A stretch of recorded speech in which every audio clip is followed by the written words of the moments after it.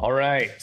Today I have the pleasure of chatting with Chappelle Ryan, who's the CEO at Workbright, which is an HR platform built to accelerate the hiring and onboarding process with smart I-9, HR onboarding, and ATS offerings.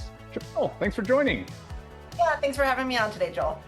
Absolutely. I'm excited. I couldn't help myself. So your name is like one letter off from a very popular artist who has an absolute earworm of a song that I can't get out of my head. So are you a fan? I am a big fan, and I'll say, look, this has been a thing my whole life. I used to say Dave. Now for the over 35 crowd, I still say Dave Chappelle. For the under 35, they associate me with Chappelle, which isn't quite easy because it's not the same pronunciation, but she's awesome, so at least we're in good company there. Yes, I agree. So Nina hooked me up with the sneak peek of Workbright's new report that you're putting out. So it's Navigating the Future of Onboarding in 2025.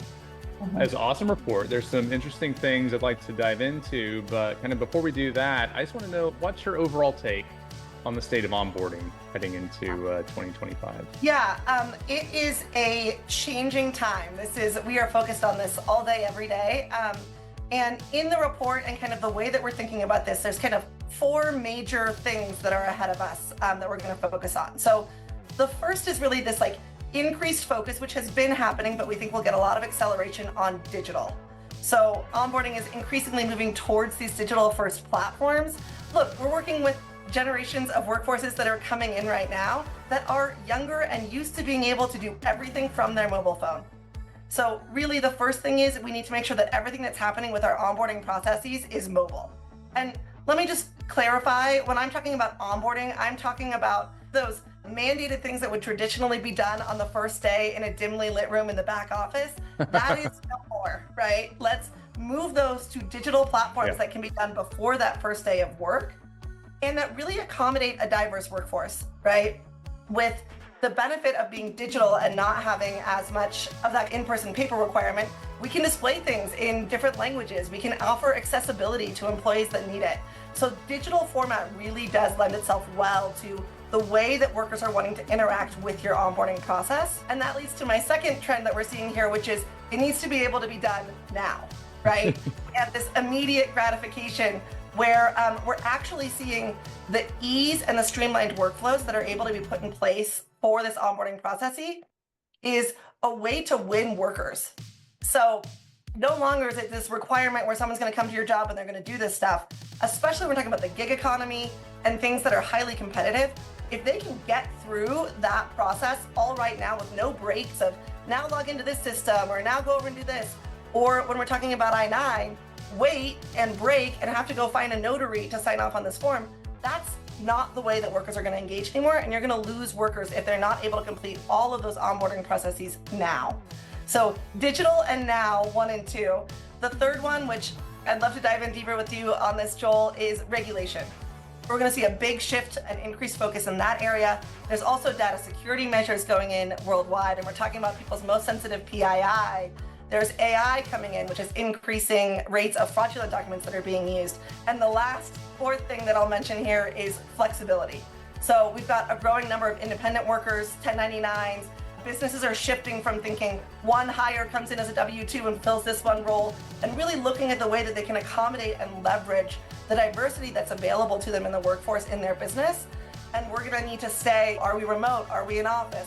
We're going to need to be able to offer flexible work relationships with employees. Yeah, that's really interesting. So where do you expect businesses to see the most significant changes in the regulatory landscape around onboarding and hiring? So let's talk about kind of short term and longer term, what we're expecting to see with administration that's coming in. So the first thing is there's going to be a hyper focus on this, right? Immigration was one of the hottest topics during the campaign and will continue to be as they're getting ramped up. First thing that we've heard is there's going to be an increased focus on audits. Audits for your I-9 and your work authorization documentation have been on the decline for the last 3 years, but it is a good revenue stream as well for the government to conduct these audits and find fines.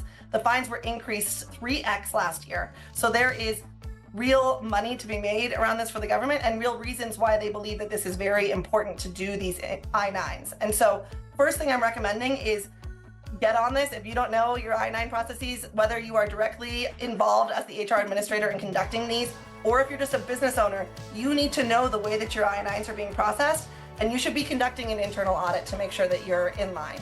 Longer term, I think like there's been talk about, are there going to be workplace raids and some of the, I think those things may be coming, but they take a long time to put together, and those are largely tip-led. So I think in the immediacy this first year, I would say focus on your I-9 processes, make sure that you have a documented, compliant process to start with, and then do an internal audit to make sure you're there. We actually have just released a product that will do a data audit using OCR technology to lift data fields and run it through Logic for you.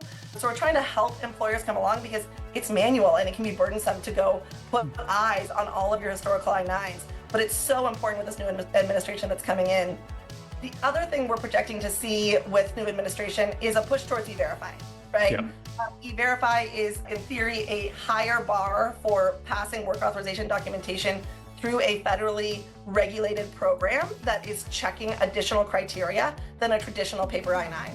And so with the increased focus on immigration policies as they're coming forward, we expect more states to be coming along with mandated E-Verify requirements. And that will be a big jump for states that have not been doing this historically. It's a lot of additional data entry. There's a lot of additional requirements that get put on when you go on E-Verify.